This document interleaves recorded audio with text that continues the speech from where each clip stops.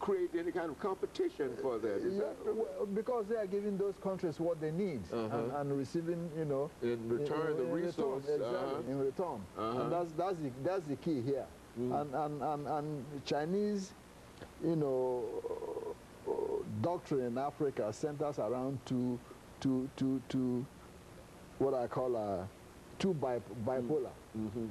One supporting, you know, the governments, and two investing in the economy. You know, and that's what they've done very well. They invest in the economy and make sure they keep the money at least to help the people there, not to invest. Take the money out. Exactly. You see, so that makes it easier for Chinese to work in Africa. They respect the people's culture, you know, and support them when they need, and they do not criticize the governments in Africa. Okay. Even those who are violating human rights. Okay. The Chinese say, no, it's none of our business. Our business is to invest, make money, make sure our business is protected. There's stability. Yeah, whomever is the president or whomever party, we don't want to get involved. Yeah, we don't want to criticize Mugabe. We don't want to criticize anybody. You know, we just want to make money. We just want to get the money out and the resources out of it. Exactly, get the resources and leave them alone. And while the West is standing around talking about that's correct. the Human loans rights and all we've that. made, and so they... And moreover, look at what's going on now. Most of the African economies are depressed, okay, because of the structural adjustment program. Remember, this structural adjustment program that was imposed over 20 years ago, okay, a lot of African countries are still suffering from paying back the money that they got. Somebody else has already run off with the money. That's correct. That's correct. That's why the economies are depressed now. You know, a lot of African countries are paying more on interest on the money than the money itself to service the loans. Yeah. So what happened?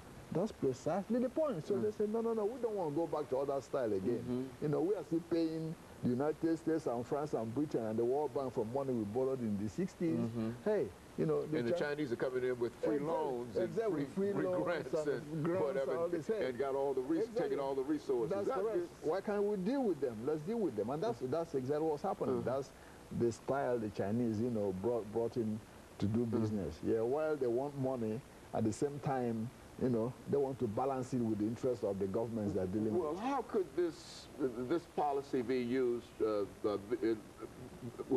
I use the word manipulated because that's what the whole thing is manipulated. How could this policy be used to help the African peoples? Well, you know, I think what African governments should learn, you know, from the Chinese is to privatize a lot of the government-owned, you know, structures.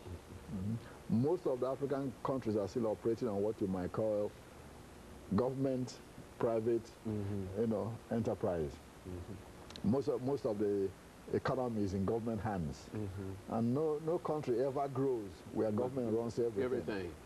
That's the downfall of the African economy. Is that it's government control. Over 80–90% of the resources controlled by the government, and you can operate that way. And that's an effort on the part of the government to try to keep control of the resources. That's correct. And when government controls the resources, what happens? You know, instances of corruption increases, you know, dictatorship.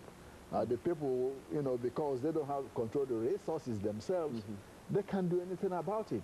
See, that's why people at times wonder, say, well, why are those Africans very passive? You know, they just let somebody stay in power for years. Because the masses don't have the control of the resources to challenge the government.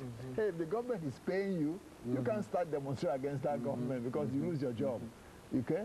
So, but when the economy is privatized and say, hey, 90–95% of the resources in the hands of the people in the private enterprises, yeah, people can then be able to agitate against government because government doesn't control their livelihood. But when government controls your livelihood and everything, it's difficult for you to agitate, you see? So that's very important.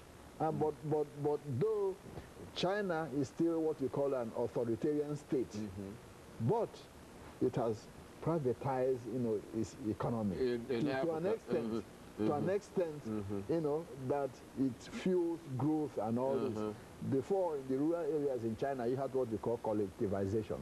You know, where farmers farm together, sell their products together, and then divide it together. Regardless of how hard you work, you still get the same thing somebody who's sleeping is getting. Okay? But when Deng Xiaoping came, he said, no, no, no, no, no. You can have somebody sitting down, you know, digging a hole the whole day, and somebody digs 10 holes. You got to pay the person who dug 10 more than the person who dug 1. Okay? Yeah, that's what he did in the village. He said, hey, you know, we're not going to go back to that old thing. If you're a farmer, and you can till the ground quicker than somebody, and, you know, hey, you get paid more. And that's what happened. Even though it's under the guise of collectivism and communism and all of that, he's still...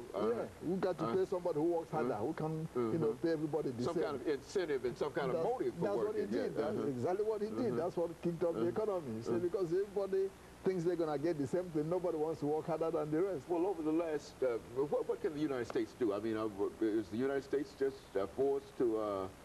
sit on the sideline and watch all this activity go on? Because this is a large market. Yeah, exactly. Well, you know, if you look at today, the United States gets more oil from Africa than from Saudi Arabia. And people don't know that, okay?